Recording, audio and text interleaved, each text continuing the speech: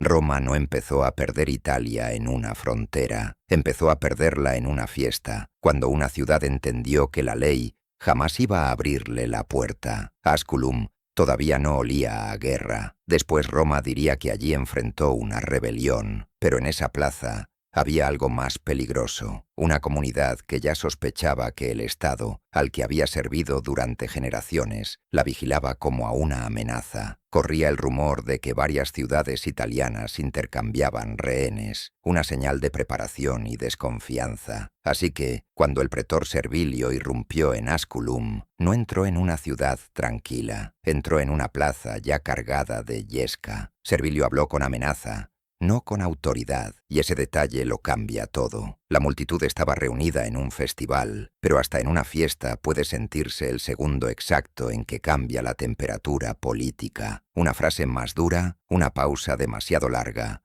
una mirada que confirma el peor cálculo. La gente de Asculum entendió que el secreto podía estar descubierto. Y cuando una ciudad cree que Roma ya ha visto la conspiración, deja de pensar como súbdita y empieza a pensar como sitiada. Entonces mataron a Servilio. Mataron también a su legado, Fontello, y la escena no terminó en 2 cadáveres. Los romanos que estaban dentro de la ciudad fueron perseguidos, asesinados y sus bienes saqueados. Ahí nace la deuda de sangre. Ahí la política deja de ser reversible. Lo fácil sería contar esto como un estallido de barbarie. Lo verdadero es menos cómodo. Los aliados italianos habían combatido junto a Roma durante generaciones. Habían llenado filas, pagado costos, sostenido victorias, pero no tenían la ciudadanía romana ni las protecciones políticas que venían con ella. Eran útiles en la guerra y secundarios en la ley. Oficialmente eran socios. En la práctica, eran hombres obligados a sangrar por una república que no quería verlos votar dentro de ella. Ese desequilibrio no nació en Asculum. Asculum fue solo el minuto en que dejó de poder esconderse. Roma había recibido advertencias mucho antes. Llegaron en agravios acumulados,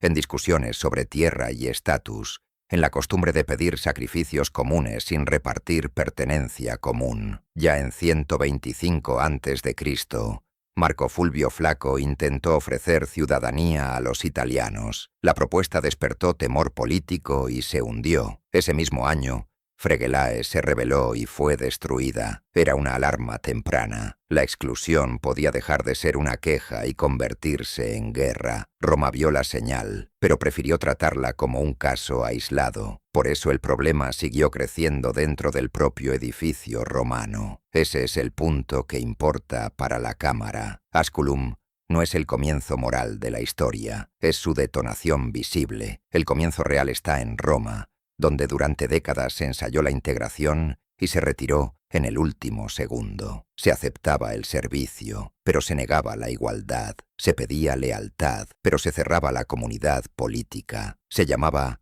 aliados a quienes nunca se dejaba entrar del todo. Y cada vez que la puerta se cerraba, el mensaje se volvía más claro. No era que Roma no encontrara el mecanismo correcto, era que una parte decisiva de su clase dirigente no quería compartir el cuerpo cívico con quienes habían ayudado a construirlo. Ese es el cuchillo político de esta historia. No la incapacidad de reformar, sino la decisión repetida de no hacerlo a tiempo. La última oportunidad pacífica tuvo nombre propio: Marco Livio Druso. En 91 a.C.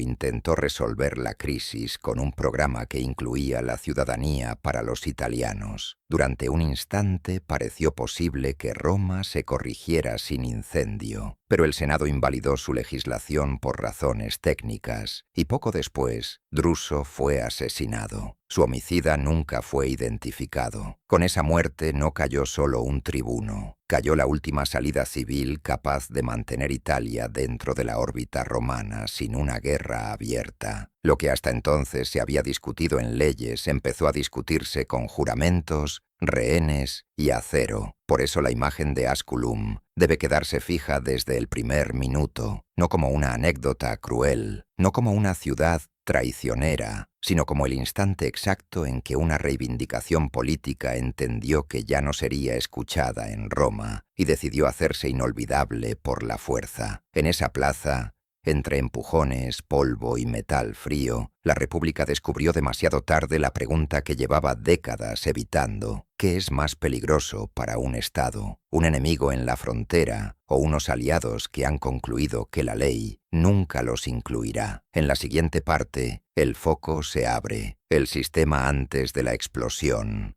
La maquinaria desigual que hizo inevitable ese minuto. Antes de Asculum hubo una costumbre. Roma llamaba aliados a pueblos que marchaban en sus guerras, llenaban sus líneas y sostenían su expansión por Italia, pero no les daba la ciudadanía romana ni el escudo político que esa ciudadanía significaba. Allí estaba la trampa del sistema. Los socii eran indispensables en campaña y seguían fuera del núcleo jurídico que decidía derechos, protección y pertenencia. La versión oficial hablaba de cooperación. Vista de cerca, era otra cosa, un centro que acumulaba poder porque la periferia ponía cuerpos. No hace falta abrir una asamblea para mostrar la fractura. Basta una marcha, polvo en las sandalias, hierro golpeando contra hebillas, hombres de ciudades italianas avanzando bajo mandos romanos hacia guerras decididas por otros. Combatían en el mismo frente, pero no entraban en la misma comunidad política, y esa diferencia parece abstracta, hasta que alguien necesita tierra, justicia o protección legal, y descubre que la palabra decisiva no la tiene su ciudad, sino Roma. Cada victoria fortalecía al Estado que seguía negándoles un lugar pleno dentro de sí mismo. La grieta se volvió más visible con la crisis agraria del siglo II a.C., porque ahí ya no se discutía solo poder, sino pertenencia. La aplicación de la reforma de Tiberio Graco sobre tierras ocupadas por italianos tensó la relación con los aliados. En 125 a.C., Marco Fulvio Flaco intentó abrir una salida ofreciendo ciudadanía, o al menos derecho de apelación, a cambio de someter esas tierras a la ley agraria. La propuesta fracasó, y ese fracaso valió más que cualquier discurso. Cuando la cuestión italiana tocaba el corazón de la ciudadanía, Roma retrocedía. Fregelae fue una alarma temprana, y una de las más claras. Tras el fracaso de esa apertura, la ciudad se rebeló y fue destruida. Roma trató la respuesta como castigo ejemplar, pero el mensaje que quedó en Italia fue otro. Cuando la integración se negaba, la violencia ya no era una amenaza retórica. Lo que debía resolverse con inclusión empezó a resolverse con memoria del miedo. Desde ahí, el problema dejó de ser episódico, se volvió estructural. Cada intento fallido enseñaba algo nuevo a los italianos, que el servicio militar no bastaba, que la lealtad no se traducía en derechos, que las élites romanas podían necesitar a los aliados sin aceptar sus reclamos. Ese aprendizaje no produce una guerra de inmediato, produce algo peor, una conclusión común. Si la ciudadanía depende siempre del cálculo de Roma, Roma va a decidir siempre demasiado tarde. Y cuando una periferia llega a esa certeza, la legalidad empieza a quedarse sin tiempo. En 91 a.C. apareció la última salida civil con nombre, programa y riesgo personal. Marco Livio Druso intentó recomponer varias fracturas de la República e incluyó en ese programa la ciudadanía para los aliados italianos. Ese detalle importa porque destruye una excusa central de Roma. Si había una solución imaginable, si había una puerta política. Pero tocar la ciudadanía significaba tocar la definición misma del cuerpo cívico romano. La oposición creció. Sus leyes fueron invalidadas por razones técnicas. Después, Druso fue asesinado. Su asesino nunca fue identificado, y con él cayó la última gran corrección no violenta. Ahí cambia la temperatura del relato. Ya no estamos ante una disputa constitucional, estamos ante un reformador muerto en su propia casa, antes de convertir la promesa en orden estable. Para muchos italianos, aquello no fue solo un crimen, fue un veredicto. En la tradición de Appiano, al conocer la muerte de Druso y las persecuciones posteriores, concluyeron que ya no quedaba otro camino hacia la ciudadanía que la revuelta. Empezaron a enviarse emisarios en secreto, a formar una liga y a intercambiar rehenes. Eso también reescribe Asculum. La matanza del festival deja de parecer un arranque irracional y pasa a verse como el primer estallido visible de una lógica acumulada durante décadas. Roma pidió servicio, pero negó inclusión. Recibió advertencias, pero prefirió castigarlas antes que corregirse. Tuvo una última reforma posible en Druso y la dejó caer entre invalidez legal, violencia política y miedo. Por eso, cuando el fuego prendió en Asculum, no prendió sobre madera seca casual, prendió sobre todo un sistema. La parte debe terminar ahí, no con espadas levantadas, sino con una certeza. La guerra que viene no nace porque Italia odiara a Roma desde siempre. Nace porque demasiadas comunidades llegaron a la misma conclusión al mismo tiempo. Roma solo concedería pertenencia cuando el precio de negarla fuera insoportable. Y en la siguiente parte, esa conclusión va a tomar forma material. Una confederación, una capital, instituciones propias, moneda propia. Roma va a descubrir que no ha creado un motín, ha creado una alternativa. Roma esperaba sofocar ciudades. Lo que apareció frente a ella fue algo más frío, una arquitectura política. El corazón de la rebelión se consolidó en el centro y sur de Italia, con los marsos al norte del esfuerzo insurgente y los samnitas empujando con dureza en el sur. La versión oficial seguiría hablando de aliados desleales, pero al abrir el mapa se ve otra cosa: comunidades que dejan de actuar como agravios separados y empiezan a coordinarse como un cuerpo político con mando, símbolos y propósito propio. Ahí cambia la escala de la historia. Ya no es Roma contra el desorden.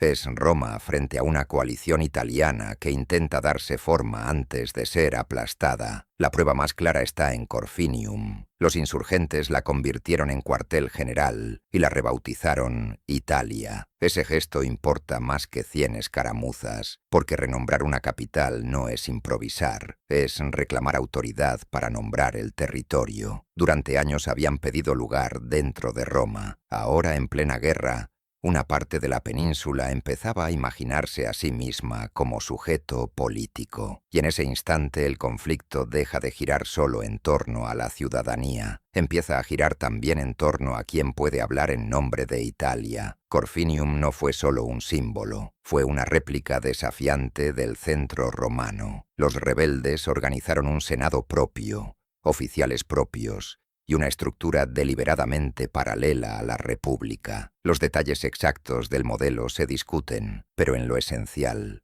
no hay duda. La confederación insurgente no quería parecer una turba, quería parecer un gobierno, y cuando una rebelión aprende a hablar la gramática institucional de aquello que combate, envía un mensaje preciso. Ya no está suplicando escucha, está demostrando que también sabe organizar obediencia. La moneda lo revela todavía mejor. En una guerra, acuñar no es decorar, es reclamar legitimidad. Los insurgentes emitieron moneda propia. Ese metal pasaba de mano en mano con un mensaje silencioso: pago, abastecimiento, continuidad, identidad. Ningún estado existe solo con lanzas, también existe con numerario, sellos y centros capaces de convertir lealtad en administración. Por eso la guerra sube de nivel en esta parte. El enemigo deja de ser una ciudad amotinada y se convierte en una maquinaria política en construcción. La magnitud humana del desafío confirma lo mismo. Las fuentes de síntesis hablan de unos 100.000 hombres en el campo al comienzo del conflicto. Ese número no prueba omnipotencia, pero sí preparación. No se reúne una fuerza así en una semana, ni se coordina sin pactos previos, rehenes, jerarquías y rutas de suministro. El cuero cruje en las corazas, los animales resoplan en caminos de montaña, las órdenes bajan en dialectos distintos, y aún así marchan en una misma dirección. Ahí, Roma entiende por fin algo que había preferido negar. Sus aliados no eran un apéndice militar de la República, sino una reserva de poder que podía rehacer el equilibrio de toda la península si cambiaba de lealtad. Ese es el verdadero salto dramático de esta parte. Durante décadas, Roma había usado la energía italiana para expandirse, pero al negar una integración plena dejó intacta la posibilidad de que esa misma energía se reorganizara contra ella. El sistema aliado había sido rentable mientras el centro monopolizaba la ley, la ciudadanía y el relato de la victoria. Cuando ese monopolio empezó a resquebrajarse, emergió algo que Roma no sabía gestionar, una coalición capaz de pensar en instituciones propias. No todos los insurgentes perseguían exactamente el mismo final. La historiografía moderna discute hasta qué punto pesaban más la ciudadanía,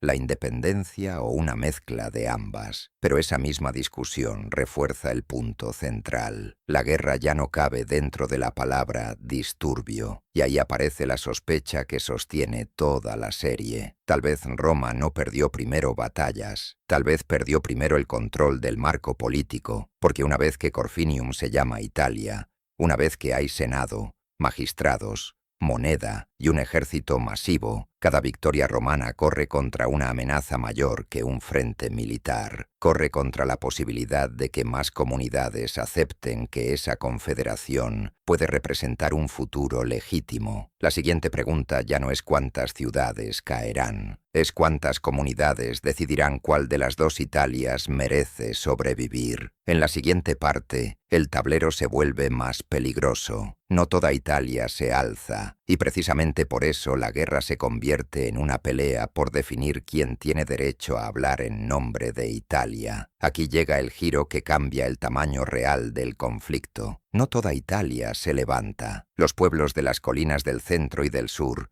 forman el núcleo de la insurrección, con los marsos al norte y los samnitas al sur, mientras que las colonias latinas en su mayoría permanecen leales a Roma y Etruria, y Umbría no entran al principio. La versión oficial puede vender eso como prueba de que el alzamiento era limitado. Visto con más precisión, produce una tensión más peligrosa. La guerra ya no trata solo de quién pelea, sino de quién puede decir que representa a Italia. Las colonias latinas importan más de lo que parece en un mapa. No eran simples puntos fieles. Estaban unidas a Roma por sangre política, tradición y ventajas concretas dentro del sistema romano. Sus élites tenían desde hacía tiempo una vía preferente hacia la ciudadanía mediante la magistratura local. Por eso su lealtad no demuestra amor incondicional, demuestra algo más útil para Roma, que había sabido integrar mejor a unos que a otros. La península queda partida no solo por las armas,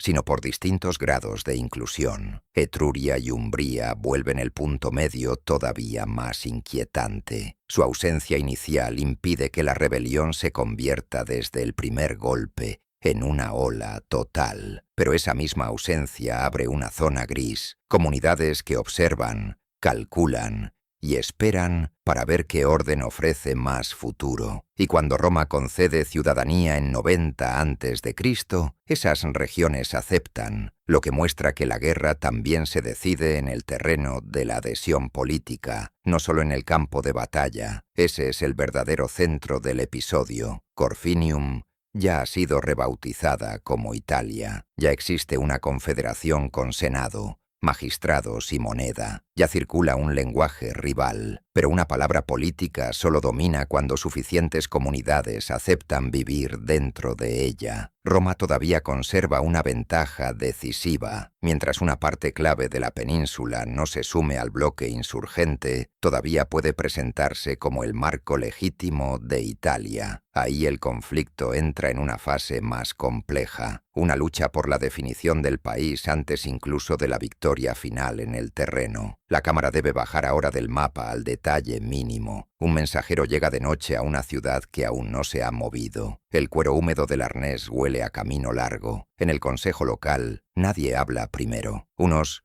recuerdan años de servicio a Roma, otros recuerdan años de subordinación sin ciudadanía. Todos saben lo que pasó en Asculum, todos recuerdan Fregelae y todos entienden lo mismo. Si Roma vence, sabrá cobrar la cuenta. Si la confederación crece, quizá por primera vez haya otra puerta política. Ahí cada silencio municipal pesa casi tanto como una batalla. Esta escena es verosímil, precisamente porque la historiografía moderna subraya que los fines y cálculos italianos no fueron monolíticos, sino diversos y negociados. A estas alturas, decir que la guerra sigue siendo solo una petición de derechos mal gestionada ya se queda corto. Si la Confederación mantiene su centro y atrae a más comunidades, Roma no arriesga solo rutas, tributos o reclutas. Arriesga su monopolio para definir el orden de la península. La palabra Italia, que durante mucho tiempo pudo funcionar como geografía bajo mando romano, empieza a convertirse en una reclamación política competidora. Y un nombre así no se destruye solo matando soldados. Hay que romper su legitimidad. Por eso este es el verdadero punto medio del relato. Al principio la crisis giraba sobre ciudadanía. ¿Quién entra? ¿Quién queda fuera?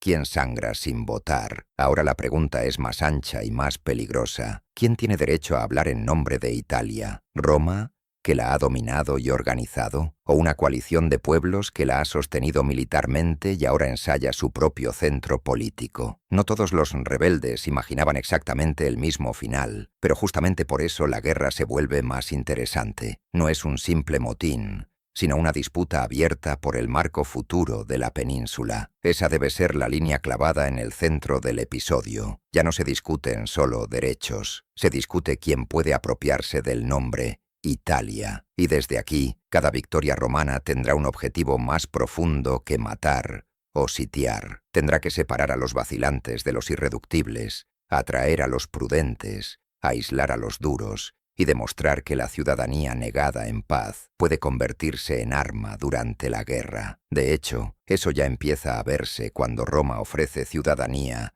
a quienes no participaron en la revuelta o estaban dispuestos a deponer las armas. En la siguiente parte entraremos en la fase más cínica de toda la historia. Roma empieza a ganar políticamente antes de ganar del todo en el campo. La crisis no llega cuando Roma casi pierde una batalla, llega cuando entiende que puede perder la península entera si sigue defendiendo el mismo sistema que causó la guerra. El primer año de campaña, el de 90 a.C., fue peligroso de verdad. Las tribus del centro y sur de Italia, entre las mejores tropas de las guerras romanas, ya estaban organizadas en una confederación contra Roma. La imagen correcta no es una república serena ejecutando un plan perfecto. Es una potencia sorprendida por el tamaño político y militar de sus propios aliados vueltos enemigos. La imagen correcta tampoco es un senado tranquilo. Es escasez, hombres faltando, miedo a quedar rodeados. En Apiano aparece un detalle brutal. El senado llegó a guarnecer la costa desde Cumas hasta Roma con libertos,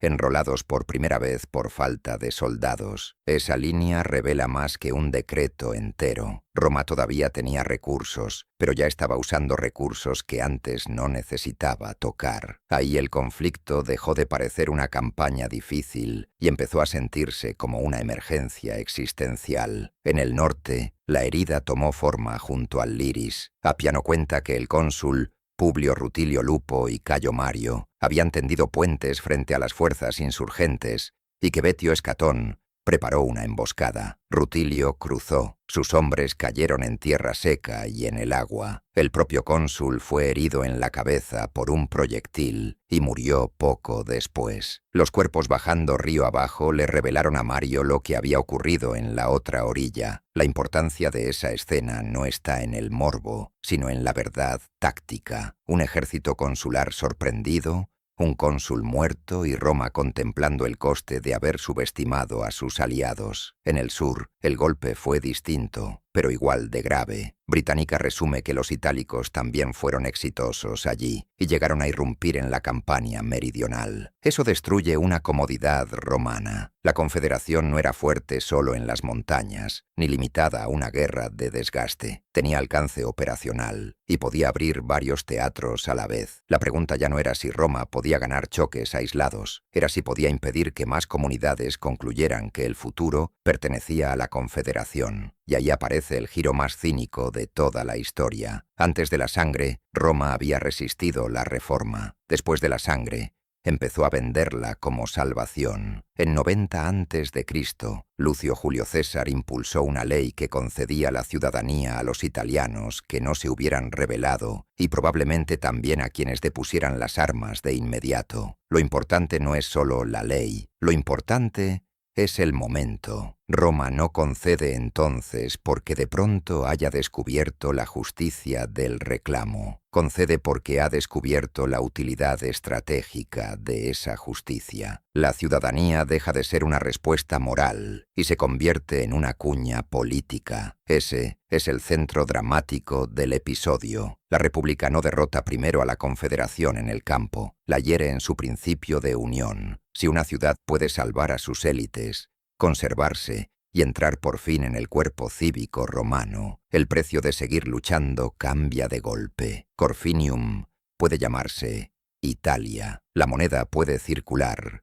El Senado rebelde puede sesionar, pero una confederación vive de la convergencia de intereses. Cuando Roma ofrece a unas comunidades exactamente aquello que había negado durante décadas, introduce una fractura letal entre quienes todavía ven posible una inclusión útil y quienes ya solo aceptan seguir hasta el final. Ahí Roma empieza a ganar políticamente antes de terminar de ganar militarmente. El efecto se sintió enseguida en las zonas dudosas. Británica dice que la medida llegó a tiempo para evitar grandes rebeliones en Umbría y Etruria. Apiano añade el mecanismo psicológico. El favor senatorial hizo más fieles a los fieles, afirmó a los vacilantes y ablandó a los enemigos con la esperanza de recibir un trato semejante. Eso no es reconciliación, es segmentación del enemigo. Es una técnica imperial aplicada por Roma dentro de Italia misma. La República no restaura primero el orden, divide a sus antiguos aliados ofreciéndoles en guerra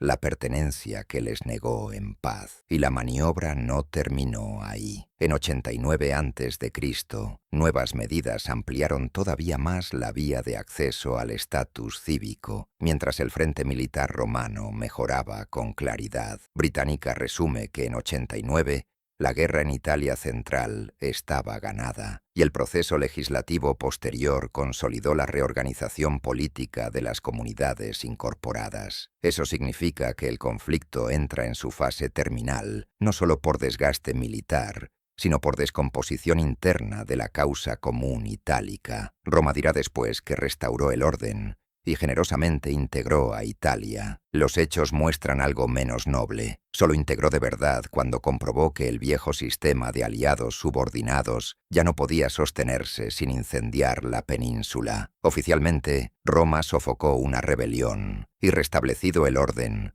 amplió la ciudadanía. Esa es la versión limpia. Una guerra de integración fallida convertida después en corrección prudente del sistema. Los hechos cuentan algo más duro. Los aliados italianos se alzaron precisamente porque habían combatido por Roma, sin recibir la franquicia romana ni sus protecciones, y solo cuando la Confederación insurgente demostró que podía organizar senado, magistrados, moneda y un ejército masivo, Roma aceptó cambiar la regla. La ciudadanía no apareció como premio a una lealtad abstracta, apareció como respuesta de emergencia ante un modelo político que ya no podía sostenerse sin romper Italia. Ese es el punto decisivo. Roma no concede primero y pelea después. Pelea, sangra, teme perder la península y entonces concede. Británica resume el desenlace con una calma casi administrativa. Tras la guerra social, la unificación política de Italia al sur del Po quedó conseguida y romanos e itálicos, antes unidos por alianza, pudieron ya convertirse en una sola nación. Pero esa serenidad es engañosa. Lo que desaparece ahí es un mundo entero. El viejo sistema de los socii, obligados al servicio y situados por debajo del ciudadano romano, queda sustituido precisamente porque ya ha demostrado que no puede sobrevivir. La secuencia causal lo deja todavía más claro. Durante décadas, Roma trató la cuestión italiana como un problema aplazable. Cuando Druso intentó resolverla en 91 a.C., su programa fue anulado y él fue asesinado. Después vino la guerra. En 90 a.C., el conflicto fue lo bastante peligroso como para obligar a Roma a actuar con una rapidez que antes no había querido mostrar. La ley de Lucio Julio César concedió ciudadanía a quienes no se habían rebelado y probablemente también a quienes depusieran las armas de inmediato. No es que Roma por fin comprendiera el reclamo, es que solo lo comprendió cuando la alternativa fue ver levantarse otra Italia frente a ella. Por eso, reconciliación es una palabra demasiado suave. Reconciliar sería restaurar la relación anterior. Aquí la relación anterior fue reemplazada. Antes, Italia estaba unida bajo liderazgo romano mediante una confederación desigual. Después de la guerra, esa fórmula dejó de ser el esqueleto del sistema, y aún así, la nueva unidad no fue emocionalmente limpia. Británica señala que la unificación política llegó más rápido que la unidad sentimental, y que romanos e itálicos no se fundieron de inmediato en una sola nación. Lo que Roma obtuvo no fue armonía, fue integración jurídica acelerada sobre resentimientos todavía vivos. Ese detalle cambia por completo la lectura del final. Oficialmente, la República sale reforzada porque ha incorporado a quienes antes estaban fuera. En realidad, ha tenido que admitir que su imperio interior ya no podía seguir funcionando con la vieja división entre quienes hacían la ley y quienes solo la servían con el cuerpo. La ciudadanía,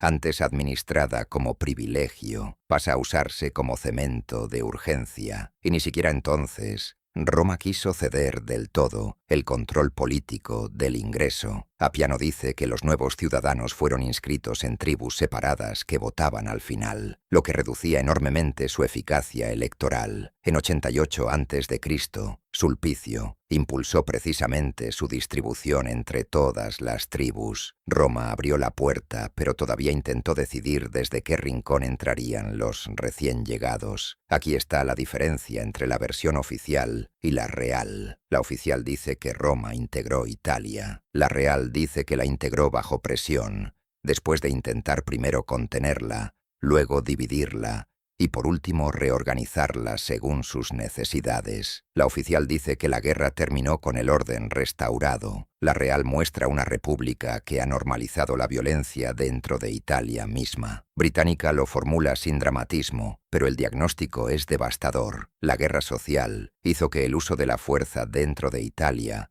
pareciera algo común y anticipó el final de la República. El precio de la integración no fue solo jurídico, fue también moral y constitucional. La Cámara debe acercarse ahora al detalle más incómodo. Un hombre que ayer era aliado despierta mañana como ciudadano, pero no por magnanimidad del centro. Despierta así porque decenas de miles murieron antes de que Roma aceptara modificar el cuerpo político. El olor no es a triunfo limpio, es a madera quemada en ciudades sitiadas, a cuero mojado en campamentos de invierno, a documentos nuevos redactados sobre una geografía que primero tuvo que ser castigada para poder ser admitida. La versión oficial celebra una ampliación. La realidad registra una admisión arrancada por la fuerza. Esa inferencia va más allá de la redacción neutral de Británica, pero está sostenida por la secuencia de hechos que describen Británica y Appiano, y ahí queda fijada la verdad de esta parte. Roma ganó, pero ganó concediendo precisamente lo que había rechazado antes del derramamiento de sangre. La ciudadanía se extendió por Italia al sur del Po. El viejo sistema de los soci quedó quebrado. La unidad legal avanzó más deprisa que la unidad emocional, y el uso de la violencia dentro de Italia pasó a ser imaginable como herramienta política. La guerra no cerró la herida, solo cambió el precio de pertenecer. En la última parte, la historia tiene que volver a Asculum,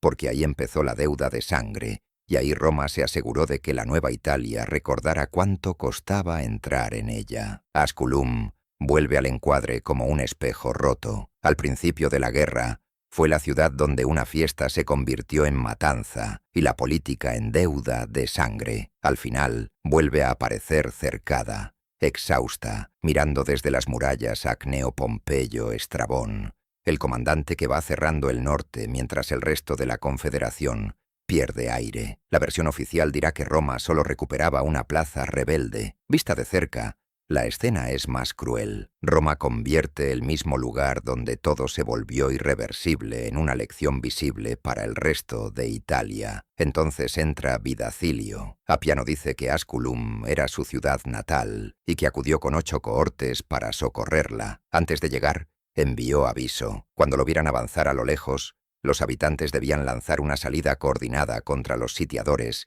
y aplastar a los romanos desde 2 lados. El plan era simple, limpio, todavía racional. Pero la ciudad ya no estaba gobernada por el cálculo, sino por el miedo. Los habitantes no obedecieron. Y ese detalle vale más que una derrota táctica. Cuando una plaza sitiada ya no responde a su propio salvador, el sitio ha penetrado primero en la mente y solo después en la muralla. Aún así, Vidacilio fuerza el paso y entra con los hombres que logra arrastrar consigo. Apiano lo muestra ya sin ilusiones, reprocha a los ciudadanos su cobardía y su desobediencia, y entiende que la ciudad quizá ya no pueda salvarse. Entonces llega el giro más oscuro, no por lo gráfico, sino por lo político. Vidacilio mata a sus enemigos internos, a los hombres que, según él, por rivalidad y envidia, habían impedido que el pueblo obedeciera la orden de salida. La ciudad empieza a romperse por dentro antes de caer por fuera. Después levanta una pira en un templo, coloca un lecho, celebra un banquete con sus amigos, toma veneno y se arroja al fuego que ellos encienden. En esa escena no muere solo un defensor, muere la posibilidad de que Asculum siga siendo una comunidad y no solo un objetivo militar. Mientras Asculum se consume por dentro, el cerco romano se vuelve método. Apiano añade que Sexto Julio César atacó a unos 20.000 enemigos mientras cambiaban de campamento, mató a unos 8.000 y capturó muchas armas. Después, durante el largo asedio, murió de enfermedad y fue sustituido por Gayo Bebio. Al mismo tiempo, Británica resume que en 89 a.C. la victoria romana en el norte bajo Pompeyo. Estrabón fue parte del derrumbe definitivo del frente insurgente. Esa es la clave del clímax. La ciudad no cae en un instante teatral, cae por estrangulamiento, por aislamiento, por el colapso simultáneo del auxilio exterior y de la voluntad interior. Para 89 a.C., el balance ya está inclinado. Roma recupera el control militar. Sí, pero lo verdaderamente decisivo había ocurrido antes. La República ya había empezado a ganar concediendo ciudadanía y dividiendo a la Confederación que no podía aplastar de una sola vez. Por eso, Asculum importa más que otras plazas. No simboliza solo una victoria militar. Simboliza el punto donde Roma deja ver cómo integrará a Italia en adelante, mezclando concesión legal y castigo ejemplar. Esa última formulación es una inferencia histórica, pero está bien sostenida por la secuencia de hechos y por la memoria posterior del episodio. Y esa memoria quedó. Plutarco, al contar los primeros años de Pompeyo, menciona objetos procedentes del botín de Asculum que el joven había recibido de su padre cuando tomó la ciudad. No es un detalle decorativo. Sugiere que Asculum no quedó archivada en Roma como una nota administrativa, sino como trofeo y prueba de autoridad. Al mismo tiempo, Británica recuerda que, tras la guerra, la unificación política de Italia al sur del Po quedó lograda y que romanos e itálicos podían ya formar una sola nación. Puestas una junto a la otra, ambas imágenes revelan la verdad incómoda del final. La nueva Italia no nace de una reconciliación limpia, sino de una reconstrucción forzada comprada con asedio, división y memoria del castigo. Por eso el relato tenía que terminar aquí. Asculum fue el lugar donde una demanda política se volvió sangre, y también el lugar donde Roma dejó claro que concedería por fin los derechos negados solo después de imponer un precio que nadie pudiera olvidar. La ciudad donde empezó la irreversibilidad terminó mostrando la lógica completa de la guerra. Roma abrió la ciudadanía cuando comprendió que el viejo sistema ya no podía sostenerse, y se aseguró de que la nueva Italia naciera recordando quién había fijado el costo de entrada.